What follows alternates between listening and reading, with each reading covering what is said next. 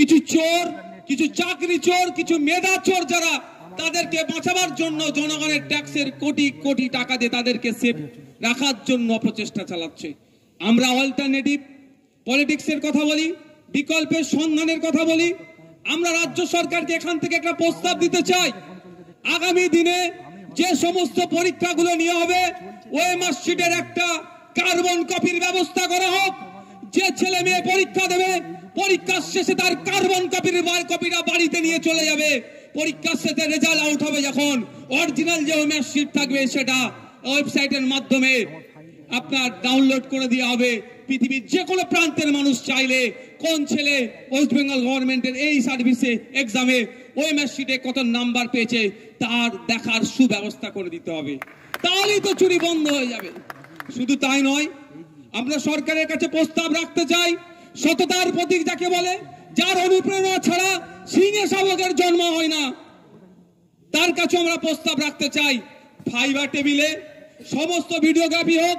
যদি সৎ সাহস থাকে লাইভ স্ট্রিমিং করা হবে ওখান থেকে, কার ছেলেটা কি প্রশ্নের কতটা উত্তর দিতে পারছে এক্সপার্টদের, তার ভিত্তিতে তার নাম্বারটা আসবে, জনমানুষে ছেড়ে দেওয়া হোক। তখনই তো বোঝা যাবে কার মেধার ভিত্তিতে চাকরি হচ্ছে না মেধা চুরি হচ্ছে, সেটা আমরা বুঝতে পারবো। কিন্তু আমার মনে হয় সততার প্রতীক এ কাজটা করবে না। যদি সততার প্রতীকে কাজ করে, তার দলে যারা চাকরি বিক্রি করছেন বলে দলে এখনো টিকে আছে, সেই ছিটেফুটা যেগুলো আছে এখন সেইগুলো থাকবে না। বন্ধুগণ, আমরা যখন বিকল্পের সন্ধানের কথা বলছি, সরকার যখন ব্যর্থ হচ্ছে, বিরোধীদেরকে বিভিন্ন ভাবে তাদেরকে আটকানোর চেষ্টা হচ্ছে। কখনো মিথ্যা কেস দিয়ে আটকানোর চেষ্টা হচ্ছে, তো কখনো গুন্ডাগার্দি করে আটকানোর চেষ্টা হচ্ছে, তো কখনো এমন কিছু তথ্যের পরিবেশন এমন কোন জায়গায় দেওয়া হচ্ছে যাতে বিরোধী শক্তিরাও কিছুটা হলেও দুর্বল হয়ে যাচ্ছে। তাই আমরা বলি, সমাজ ব্যবস্থা পরিবর্তনের জন্য রাজনীতির ময়দানে এসেছি। ক্ষমতা দখল আমাদের স্বপ্ন নয়।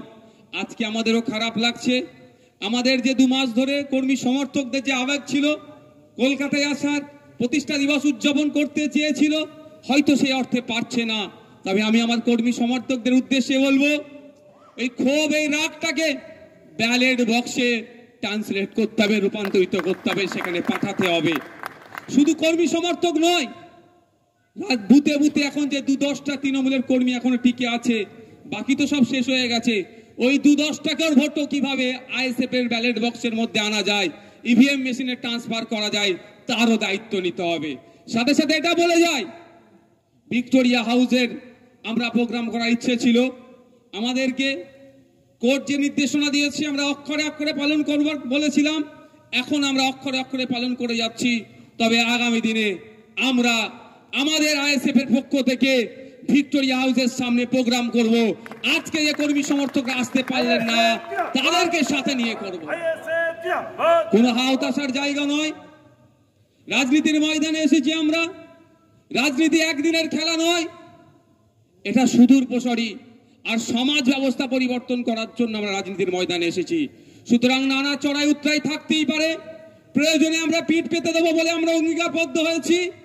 যেমন একটা আজকের দিনটা আমাদের কাছে কিছুটা হলেও একটু বেদনাদায়ক লাগছে, অবশ্যই আগামী যেটা আসছে সেটা আমাদের কাছে অনেকটাই আরামদায়ক হবে, এটা আমরা দায়িত্ব নিয়ে বলতে পারি।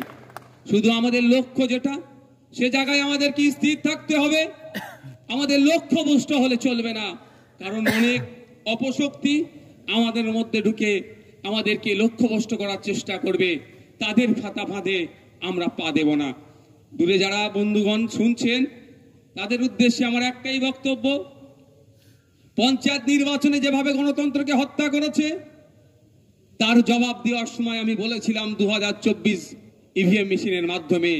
সাথে সাথে শুধু এটুকু অ্যাড করে নেন, আমাদের প্রতিষ্ঠা বার্ষিকীর যে জায়গা ইচ্ছে ছিল, সুকৌশলে সে জায়গা থেকে আমাদেরকে যারা ডিভিশন বেঞ্চে গিয়ে আমাদেরকে বা কোটি কোটি টাকা খরচ করে আমাদের বিরুদ্ধে এজি স্যারের মতো বড় পোস্টকে দাঁড় করিয়ে করেছেন, তাদের বিরুদ্ধে আমরা জবাবটাও ব্যালট বক্সের মাধ্যমেই দেব, অর্থাৎ ইভিএম এর মাধ্যমেই দেব, গণতান্ত্রিক প্রক্রিয়াটি আমরা দেব।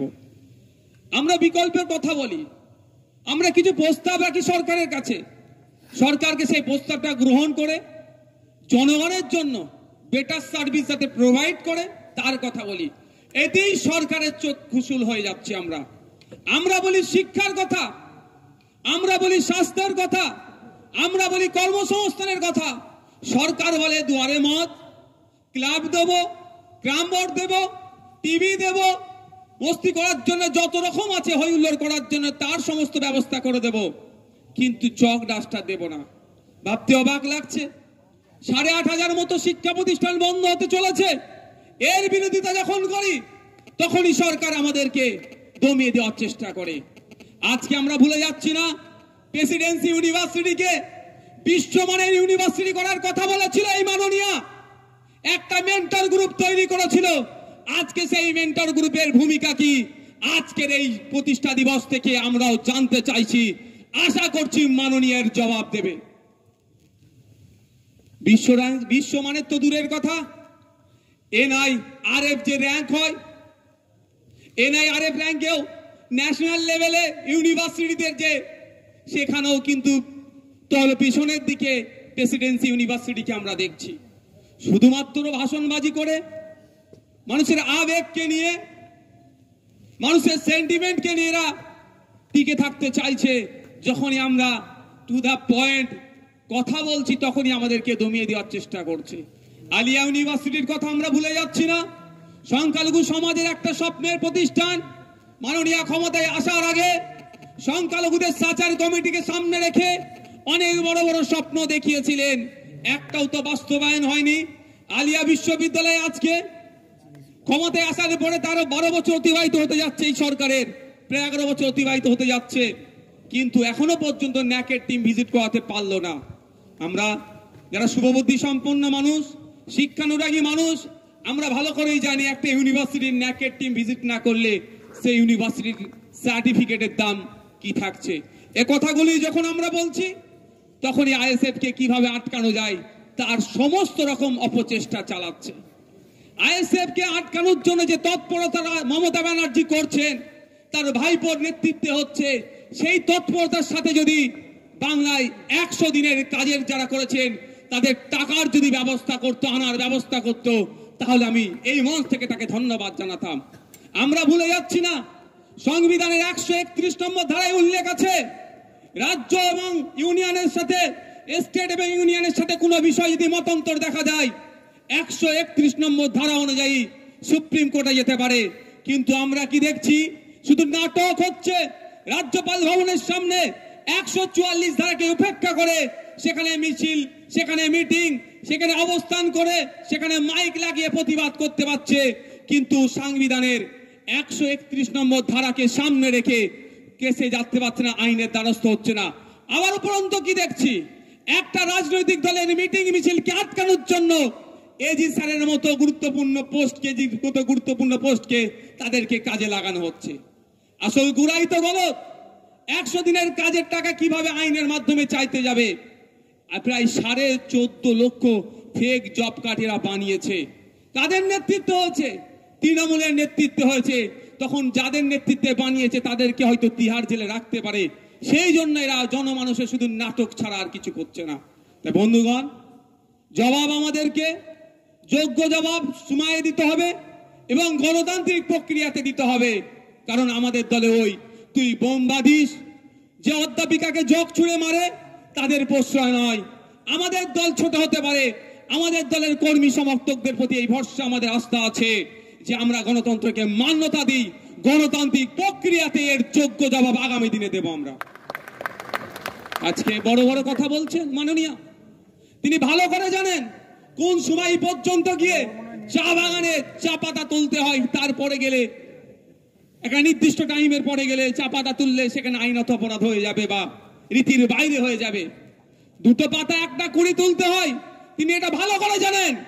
কিন্তু ওই চা বাগানের শ্রমিকদের এখনো পর্যন্ত মিনিমাম ওয়েজেস নিয়ে 2015-16 থেকে 2024 হচ্ছে, প্রায় 22 থেকে 23 বার মিটিং হয়ে যাওয়ার পরেও অপদস্থ মমতা ব্যানার্জির নেতৃত্বে সরকার এখনো চা শ্রমিকদের মিনিমাম ওয়েজেসটা ঠিক করতে পারলো না।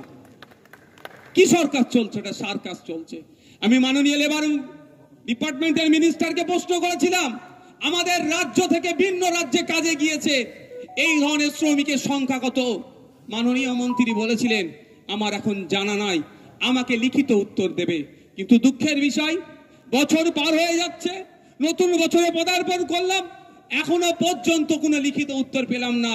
আমার তো মনে হয় এই ডেটাটুকু পর্যন্ত মমতা ব্যানার্জির শাসন আমলে অপদস্থ মন্ত্রীর কাছে হয়তো নাই, এরা দপ্তর চালাচ্ছে। এই প্রশ্নগুলো যখন করি, যখন উত্তর দিতে পারে না, তখন বিধানসভার মধ্যে মুখ চাওয়াচাই করে আইএসএফ তথা সংযুক্ত মোর্চার একটা বিধায়ক যখন কৃষিমন্ত্রীকে প্রশ্ন করে, আপনারা তো বলছেন কৃষকের 3 গুণ আয় বেড়েছে, কিন্তু আজকের ডেটে পশ্চিম বাংলার একটা কৃষক পরিবার পিছু মাসিক গড় আয় কত, সে উত্তর দিতে পারছেন না, একে অপরের মুখ চাওয়াচাই করছে। বাইরে বেরিয়ে আইএসএফ এর মুখ কিভাবে বন্ধ করা যায় তার জন্য যত অপচেষ্টা আছে চালিয়ে যাচ্ছে। প্রশ্ন করি আমরা বিধানসভার মধ্যে, আমরা কোনো সেলফি তুলতে যাইনি, কারো ছবি দেখিয়ে বিধানসভার মধ্যে যায়নি, কারো অনুপ্রেরণা নিয়ে বিধানসভার মধ্যে যায়নি। ভাঙড়ের মানুষের ভোট পেয়ে, তাদের দোয়া আশীর্বাদ নিয়ে বিধানসভার মধ্যে গিয়েছি। আজকে আমাদের রাজ্যের বিধানসভা দেওয়া তথ্য, কৃষিমন্ত্রীর দেওয়া তথ্য, 70% মানুষ কৃষি কাজের সাথে যুক্ত। আর প্রায় 1 কোটির উপরে 1 লক্ষ হেক্টর বিঘের কৃষি জমি আছে বলছেন, ঘোষণা করছেন। গতকাল কয়েকদিন আগে বিধানসভা এভিডেন্স ছিল, এক আইএস অফিসার এসেছিলেন, তাকেও আমি প্রশ্ন করলাম যে কৃষকদের গড় আয় কত, তারাও মুখ চাওয়াচাই করছে। সামান্য একটা ছোট্ট ছেলে, স্বল্প বয়সী ছেলে আইএস অফিসারের যদি ঘাম বার করে নাই, তাহলে স্বাভাবিকভাবে অনেকের ঈর্ষা হচ্ছে। কিন্তু আমি বলি, আমরা এই কথা বলছি বলে, মানুষের অধিকার নিয়ে কথা বলছি বলে, পরিযায়ী শ্রমিকের কথা বলছি বলে, জল জমি জঙ্গলের অধিকারের, স্বাভাবিক অধিকারের কথা বলছি বলে, হাতির হানায় প্রতিনিয়ত দেখছি মানুষ মারা যাচ্ছে। সেই প্রশ্ন যখন বিধানসভার মধ্যে করছি, মাননীয় অপদার্থ মন্ত্রী এখন জেলের হাওয়া খাচ্ছে। আমরা প্রশ্ন করেছিলাম যে বিগত দিনে হাতি তো এত লোকালয়ে আসে না, এখন কেন হাতি চলে আসছে, হাতি রোধের জন্য কি ব্যবস্থা গ্রহণ করছেন? অপদার্থ মন্ত্রী এখন জেলের হাওয়া খাচ্ছে। তিনি বলেছিলেন, আমাদের উত্তর দিয়েছিলেন, হাতিকে নাকি জঙ্গলের খাবার আর ভালো লাগছে না, লোকালয়ের খাবার ভালো লাগছে। ভাবতে পেরেছেন? কিন্তু একবারের জন্য বলল না, তার দলের দামাল ভাই ভাইপোদের অত্যাচারে জঙ্গল কেটে সাফ করে দিচ্ছে, সেখানে রিসোর্ট বানাচ্ছে, আমোদ প্রমোদের জায়গা করছে, ফলে হাতির খাবার কমে যাওয়ার ফলে লোকালয় আসছে আর গ্রামের সাধারণ মানুষ ক্ষতিগ্রস্ত হচ্ছে, মারা যাচ্ছে। কথা একবারের জন্য বললেন না। মাননীয়া যখন যেটা ইচ্ছে হয়, ঘুম থেকে যেটা ইচ্ছে হয় বলে দেয়, কিন্তু কতটা সায়েন্টিফিক তিনি হয়তো জানেন না, তার পাশে যারা থাকে জানি না তাকে কিভাবে গাইড করে। যদি আমাদের এখানে লক্ষ্মীদাকে সাথে নিত, অন্তত কিছু ভালো গাইড করতেন, যে জল জমি জঙ্গলের অধিকারটা বুঝিয়ে দিতেন, সেটাও তো নেবে না। কিভাবে নেবে? দলে জয়েন করো, বুদ্ধি নেওয়ার জন্য নেবে না। তিনি বললেন হাতির হানায় মারা গেলে পরিবার পিছু চাকরি পাবে। আমি প্রশ্ন করেছিলাম, নির্দিষ্ট সময় দিয়ে একটা প্রশ্ন করেছিলাম, এই সময়ের মধ্যে কতজন মারা গিয়েছে বিধানসভার মধ্যে, আর কতজন সরকারি চাকরি পেয়েছে। কিন্তু দুঃখের বিষয়, মাননীয় ঘোষণা করে দিয়েছেন, কিন্তু চাকরির সংখ্যা, যেই সংখ্যায় মারা গিয়েছে সেই সংখ্যা এখনো চাকরি দেয়নি। যখনই বলা হচ্ছে কবে হবে, একটা সুন্দর এরা বাক্য এদের মুখস্থ করে রেখে দিয়েছে যে প্রসেসে আছে, হয়ে যাবে। এটা 2011 সালের পর থেকে এই প্রসেসে আজ হয়ে যাবে, বিভিন্ন বিষয়গুলো দেখছি আজও হয়ে যাচ্ছে। তাই বন্ধুগণ, আমরা মানুষের অধিকার নিয়ে কথা বলি, এই মানুষের অধিকার নিয়ে কথা বলার জন্যই আমাদের প্রতি এত অত্যাচার নেমে আসছে। বিজেপি সারা রাজ্যে সভা সমাবেশ করছে, সেই অর্থে তাদের বিরোধিতা করতে দেখতে পাচ্ছি না। সিপিএম করছে, কংগ্রেস করছে, বিভিন্ন রাজনৈতিক দল করছে, আজকে এসইউসিআই করছে, তাই সেই অর্থে কারো বিরোধিতা দেখতে পাচ্ছি না। আর আইএসএফ করলেই যত বিরোধিতা হচ্ছে। তবে একটা জিনিস মাননীয় নিজে এস্টাবলিশ করে দিচ্ছে, এই রাজ্যে মাননীয়ার যে অপকর্ম, যে তার দলের জোচ্চুরি দুর্নীতির বিরুদ্ধে সব থেকে বেশি সোচ্চার হচ্ছে যে রাজনৈতিক দল, বিধানসভার মধ্যে বিধানসভার বাইরে, সেটাই হচ্ছে আইএসএফ। নাহলে এসইউসিআই, আমার কাছে ডেটা আছে, কলকাতা পুলিশের ম্যারাথন হওয়ার কথা বলেছিল, যে রুটের কথা বলেছে সেখানে আর অ্যাভিনিউর কথা বলা আছে। আবার আমাদেরকে যে রিভিউজ বা ডিনাই লেটার দিয়েছে সেখানে উল্লেখ করছে আর অ্যাভিনিউতে এসইউসিআই প্রোগ্রাম করছে। আমরা তো আর অ্যাভিনিউ থেকে অনেকটা দূরে ছিলাম, এর থেকে প্রমাণিত হয়ে যাচ্ছে। বাংলার মানুষকে বলবো, আইএসএফ এর কর্মকাণ্ডকে দেখুন। ওই কাগে কান নিয়ে চলে গেছে বলে কাগের দিকে তাকাবার প্রয়োজন নাই। আপনার কানটা দেখুন। এরা সুকৌশলে পাড়াতে পাড়াতে বুতে বুতে আইএসএফ এর নামে মিথ্যাচার করছে। যেমন আপনারা সেটা সত্যটা যাচাই করার চেষ্টা করুন। যখন আনিসের বাড়ি ছুটে যাচ্ছি, ওয়াকাফ প্রপার্টি নিয়ে কথা বলছি, মাদ্রাসায় শূন্য পদের সংখ্যা 10,000-এর বেশি হয়ে যাচ্ছে কেন, এই আওয়াজ যখন তুলছি, ওবিসি সংরক্ষণের কথা যখন বলছি, দেবত্ব সম্পত্তি উদ্ধারের কথা যখন বলছি, রিফিউজি ল্যান্ডের উদ্ধারের কথা যখন বলছি, ফেক এসটি/এসসি সার্টিফিকেট কেন ইস্যু করা হচ্ছে, এর বিরোধিতা যখনই আমরা করছি, এক কথায় আর্থ সমাজ মানুষের আর্থ সামাজিক মান উন্নয়নের কথা যখন বলছি, তখন আইএসএফ হয়ে যাচ্ছে মুসলমানের দল, তখন আইএসএফ হয়ে যাচ্ছে বিজেপির দালাল, তখন আইএসএফ ভোট কাটতে এসেছে বলে আইএসএফ কে দেখে দেওয়ার চেষ্টা করছে। বন্ধুগণ, মানুষের অধিকার নিয়ে কথা বলছি। 2021 সালের আগে ঠিক একই ভাবে বলা হচ্ছিল এই 21-এর নির্বাচনে বিজেপি এসে যাবে। এখন তৃণমূলকে সবাই সুযোগ দাও, নো ভোট তো বিজেপি বলেছিল। কিন্তু দিনের শেষে কি দেখলাম, আমরা আমাদের জনপ্রতিনিধি ঢুকাতে পারলাম না, মধ্যখানে বিজেপি আর তৃণমূল একজন সংখ্যাগরিষ্ঠতা নিল, একজন সেকেন্ড অপোজিশনের জায়গাটা দখল করে নিল।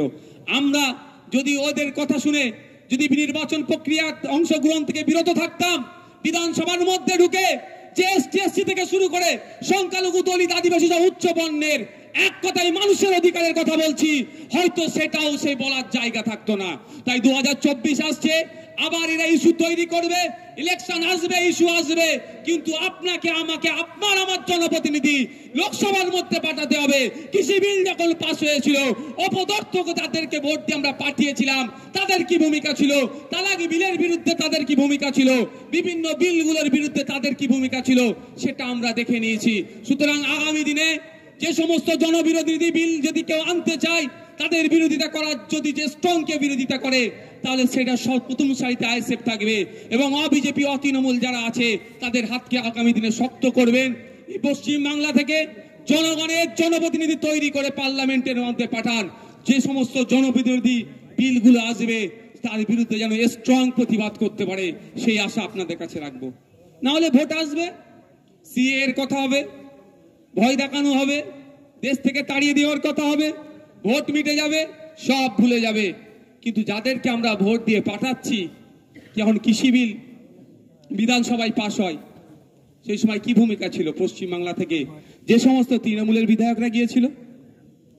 এগ্রিকালচার স্ট্যান্ডিং কমিটির দায়িত্বে আছে পশ্চিমবাংলার এক এমপি, সে কি রিপোর্ট পেশ করেছিল পার্লামেন্টের মধ্যে? প্রয়োজনে খুললে পাওয়া যাবে, দেখতে পাবেন বকলমে বিজেপি কি সহযোগিতা করেছে। তাই অনুরোধ করব যে আপনারা সজাগ সতর্ক হন, মানুষের অধিকার নিয়ে যারা কথা বলছে তাদের পাশে থাকুন। আমরা নির্দিষ্ট কিছু বিষয় আজকে এখান থেকে দাবি রাখতে চাই। আমি শেষে যদি সময় পাই বলবো, নাহলে মিডিয়ার মাধ্যমে রাজ্যের মুখ্যমন্ত্রীর কাছে অর্থ দপ্তর নিয়ে একটা প্রস্তাব রাখবো। সত্যিকারের অর্থে যদি বাংলার অর্থনৈতিক চাকা পরিবর্তন করতে চাই, অর্থনৈতিক দুরবস্থা যদি কাটাতে চাই, আমি আইএসএফ এর পক্ষ থেকে একটা প্রস্তাব রাখবো, সেটা মেনে নেবেন। সময় স্বল্প, কোর্ট নির্ধারিত সময় আমরা মান্যতা দিয়ে চলবো। আজকে ভাবতে অবাক লাগছে, আশাকর্মী এবং অঙ্গনারী যারা কর্মী আছেন, গ্রামীণ স্বাস্থ্য ব্যবস্থার ব্যাকবোন বলে তারা মনে করি যাদেরকে, তাদের সাম্মানিক ভাতা কত?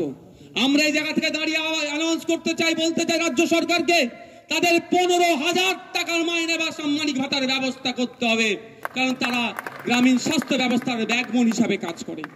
তাদেরকে খাটিয়ে নেওয়া হচ্ছে, তাদের মজুরির দাম দেওয়া হচ্ছে না। ঠিক একইভাবে সিভিক ভলেন্টিয়ার বাঁচাও পার্শ্ব শিক্ষকদের কথাও বলি আমরা, সমকাজে সমবেতন দিতে হবে। আজকে একটা সিভিক ভলেন্টিয়ার দিন রাত এক করে ঝড় বৃষ্টিকে মাথায় নিয়ে সে সিগন্যালিং সিস্টেম থেকে, ট্রাফিক সিস্টেম থেকে শুরু করে বিভিন্ন কাজে নিয়োজিত করা হচ্ছে। কোর্টের গাইডলাইনের বাইরে গিয়েও তাদেরকে কাজে করানো হচ্ছে, কিন্তু তাদের সাম্মানিক ভাতাটা বর্তমান সমাজের সাথে, বর্তমান সময়ের সাথে সামঞ্জস্য নয়। তাই আমরা দাবি করি, সিভিক ভলেন্টিয়ার থেকে শুরু করে শিক্ষা বন্ধু, শিক্ষা মিত্র থেকে শুরু করে পার্শ্ব শিক্ষক যারা আছেন, এসএসকেএমএসকে থেকে শুরু করে যে সমস্ত যারা আছেন, সমকাজে সমবেতনের দাবি আমরা এই মঞ্চ থেকে তুলি। আমরা দাবি তুলছি প্রশাসন বন্ধুদের জন্য। পুলিশ আমাদের বন্ধু, সমাজের বন্ধু। আজকে ভাবতে অবাক লাগছে, এক একটা পুলিশকে 16 ঘন্টা 18 ঘন্টা করে প্রায় ডিউটি করতে কেন হবে? এদিকে পুলিশের প্রায় 1.5 লক্ষ শূন্য পদ আছে। আমরা রাজ্য সরকারের কাছে আমরা অনুরোধ করছি, আমরা প্রস্তাব রাখছি, অবিলম্বে প্রায় যে 15 লক্ষ শূন্য পদ আছে পুলিশে, স্বচ্ছতার সাথে নিয়োগ করা হোক। এই 16 ঘন্টা 18 ঘন্টা ডিউটি নয়, তাদের নির্দিষ্ট টাইম পিরিয়ডে তাদেরকে ডিউটি করতে করার ব্যবস্থা করে দেওয়া হোক। শ্রম কোডের বাইরে গিয়ে তাদেরকে যে ডিউটি করিয়ে নিয়ে যাচ্ছে তার আমরা বিরোধিতা করছি। সাথে সাথে কেন্দ্রীয় সমাহারে ডিএর ব্যবস্থা করতে হবে। আমরা ভুলে যাচ্ছি না, 2011 সালের আগে মাইক নিয়ে অনেক বড় বড় ডায়লগ বাজি করেছিলেন আজকে যিনি মুখ্যমন্ত্রী। বলেছিলেন যারা যে সরকার কেন্দ্রীয় সমাহারে ডিএ দিতে পারে না তার সরকারে থাকার অনুচিত, তার দায়িত্ব নাই। আজকের দিনে দাঁড়িয়ে এই নেতাজি স্টেডিয়াম থেকে বলতে চাই, অবিলম্বে কেন্দ্রীয় সমাহারে সরকারি কর্মচারীদের ডিএর ব্যবস্থা করতে হবে।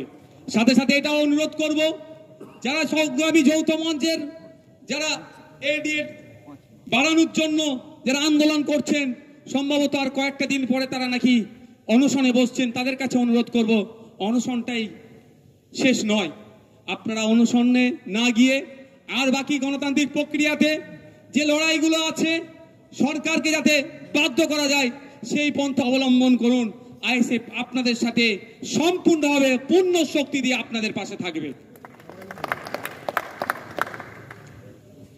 আমরা একটা জিনিস অবাক হয়ে যাই, বিভিন্ন সময় সন্ধ্যার বিভিন্ন দিনের সন্ধ্যায় একটা জিনিস আমি দেখি যে এক প্রকার সাজুগুজু করে মিডিয়া বন্ধুদের মানে সামনে যেভাবে ডিবেটে বসে চোরেদের হয়ে গলা ফাটাতে, সেখানে বসে চাকরি চুরির কথা বললে আইনি জটিলতা আছে, অমিকের কথা বললে আইনি জটিলতা আছে। কিন্তু এমনও অনেক দেখিয়ে দিতে পারি আমরা নিয়োগের ক্ষেত্রে যেখানে কোনো কেস নাই, সেই নিয়োগও সরকার বন্ধ রেখেছে। তারপরেও বলবো আইএসএফ কে মিটিং মিছিল করতে দেওয়া যাবে না। ডিভিশন বেঞ্চে ছুটছেন, কোটি কোটি টাকা খরচ করছেন, সেখানে কোনো বাধ্যবাধকতা নাই, সেখানে কোনো অসুবিধা হচ্ছে না। যে আইনি জটিলতার নাম দিয়ে আপনারা চাকরিগুলোকে আটকে রেখেছেন, নিয়োগগুলোকে বন্ধ করে রেখেছেন, সেই আইনি জটিলতার জন্য আপনারা কেন টাকা খরচ করে লয়ার রাখছেন না? সরকারের কাছে প্রশ্ন করতে চাই, সাথে সাথে জনমানুষের কাছে এটা জানাতে চাই, এই সরকার সমস্যার সমাধান তো দূরের কথা, এই সরকারের আমলে যে অর্গানাইজ ওয়েতে যে দুর্নীতি হয়েছে, যে মেধা বিক্রি হয়েছে, মেধা চুরি হয়েছে, এই চুরিটাকে আটকানোর জন্য জনগণের কোটি কোটি টাকা খরচ করে single bench, division bench, supreme court পর্যন্ত ছুটে যাচ্ছে এক কথায় চোরেদেরকে বাঁচানোর জন্য। যে সরকার চোরেদেরকে বাঁচানোর জন্য, আমাদের মেধাকে যারা চুরি করেছে তাদেরকে বাঁচানোর জন্য আমাদের ট্যাক্সের টাকা দিয়ে আইনি লড়াই করছে, সেই সরকারের এই সরকারে থাকার যোগ্য নয়।